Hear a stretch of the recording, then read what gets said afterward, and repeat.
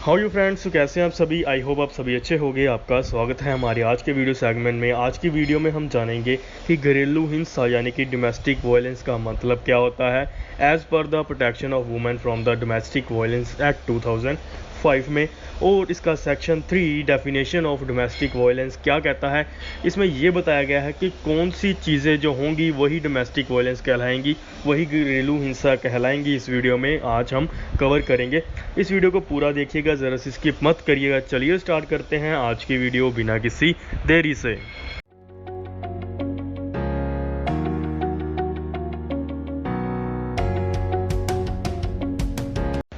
सबसे पहले फ्रेंड्स मैं आपको बता दूं, जो धारा 3 है protection of women from domestic violence act 2005 की धारा 3 ये कहती है कि डेफिनेशन ऑफ डोमेस्टिक वायलेंस मतलब कि घरेलू हिंसा की परिभाषा क्या होगी, ये धारा 3 में बताया गया है of protection of women from domestic violence act के अंदर। सबसे पहले हम जान लेते हैं इसका पहला पॉइंट क्या कहता है धारा 3 का। इसमें लिखा हुआ है हार्म्स और इंजरीज और इंडेंजर द हेल्थ। हार्म्स मतलब होता है नुकसान करना, इंजरी मतलब होता है चोट पहुंचाना, एंड इंडेंजर मतलब होता है खतरे में डालना। इसमें ये लिखा हुआ है कि कोई भी पर्सन किसी लेडी को, किसी वुमेन को क्या करता है, हार्म पहुंचाता है, नुकसान करता है, उसको चोट मारता है। ओके, इंडेंजर उसकी लाइफ को, उसकी हेल्थ को खतरे में डालता है, उसकी सेहत को खतरे में डालता है, उसकी सेफ्टी को खतरे में डालता है, उसके जीवन को खतरे में डालता है, वो डोमेस्टिक वायलेंस कहलाएगा, घरेलू हिंसा कहलाएगी। और इसमें फर्स्ट पॉइंट में ही यही बात लिखी गई है कि जो घरेलू हिंसा होगी वो अकेली हम फिजिकल नहीं कह सकते, मतलब कि अकेली हम ये नहीं कह सकते कि हमने अगर उसको शारीरिक चोट पहुंचाई है तभी उसको डोमेस्टिक वायलेंस के लिए लायबल किया जा सकता है। डोमेस्टिक वायलेंस यानी कि घरेलू हिंसा में मेंटली और फिजिकली दोनों इंजरीज आ जाती हैं। मेंटली कैसे होगी, उसको हम तंग करते हैं, इससे उसका दिमाग जो है वो ख़राब रहने लग गया, उसको हम हैरास करने लग गए, कुछ ऐसी बातें कहना जो कि उसके मन पे लगे जाके सीधा। ओके, और वो उस सदमे से बाहर ना आ सके, वो भी एक तरह की डोमेस्टिक वायलेंस, एक तरह की घरेलू हिंसा ही कहलाएगी।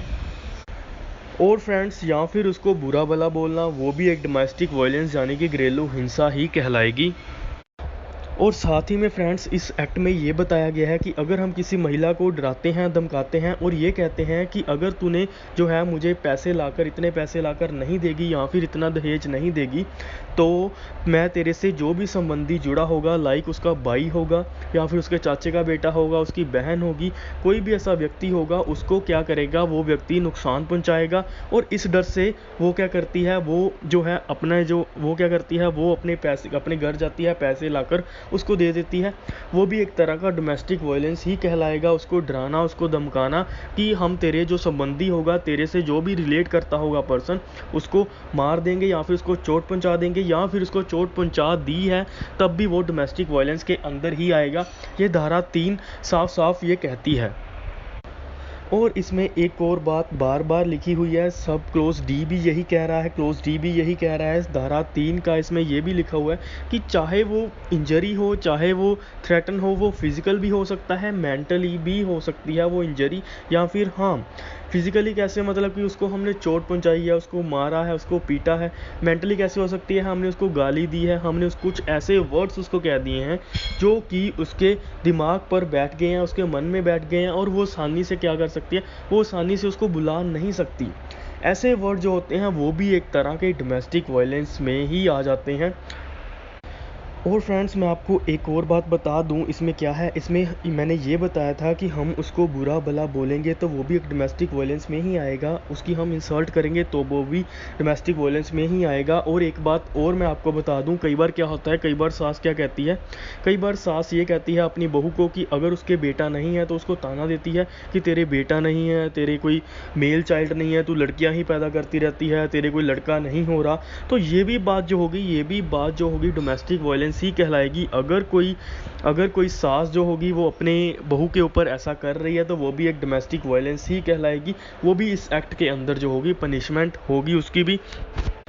और फ्रेंड्स, डोमेस्टिक वायलेंस घरेलू हिंसा में एक और बात आ जाती है, एक और बात क्या आती है कि कोई लेडी है, ओके, कोई वुमेन है, उसके ऊपर हम अत्याचार कर रहे हैं और वो अत्याचार कैसा है? वो अत्याचार ये है कि हम उसको, जो कि उसका हक है किसी प्रॉपर्टी पे, हम उसको क्या करते हैं, हम उस प्रॉपर्टी पे, उस जिस संपत्ति पे उसका हक बनता था, उस संपत्ति को क्या कर लेते हैं, हम छीन लेते हैं, हम अपने पास रख लेते हैं। फॉर एग्ज़ाम्पल, मैं आपको एक एग्ज़ाम्पल देता हूँ।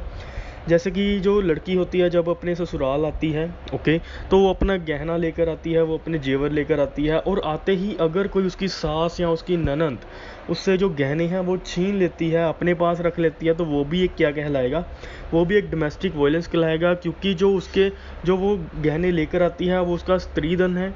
ओके फ्रेंड्स, सो उसके ऊपर पूरा हक है उसका कि वो अपने पास रख सकती है। वो उस प्रॉपर्टी क्या करती है, वो गहने किसके बिलोंग करती है, वो गहने उस लेडी से बिलोंग करते हैं, उस वुमेन से बिलोंग करती है जो कि शादी करके अपने ससुराल आई है, और उससे वो गहने छीने नहीं जा सकते। वो भी एक डोमेस्टिक वायलेंस ही कहलाएगी।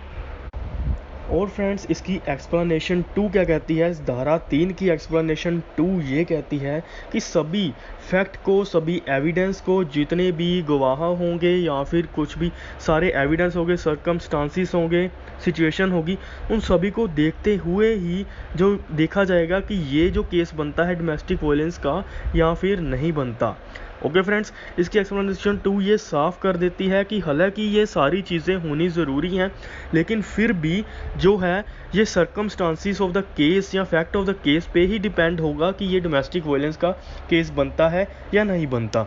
आई होप आपको फ्रेंड्स ये धारा 3 डोमेस्टिक वायलेंस एक्ट के ऊपर आपको समझ लग गई होगी।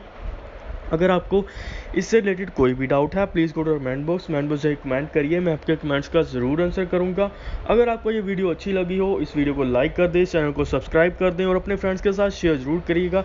और thank you so much guys for watching, subscribe for more videos.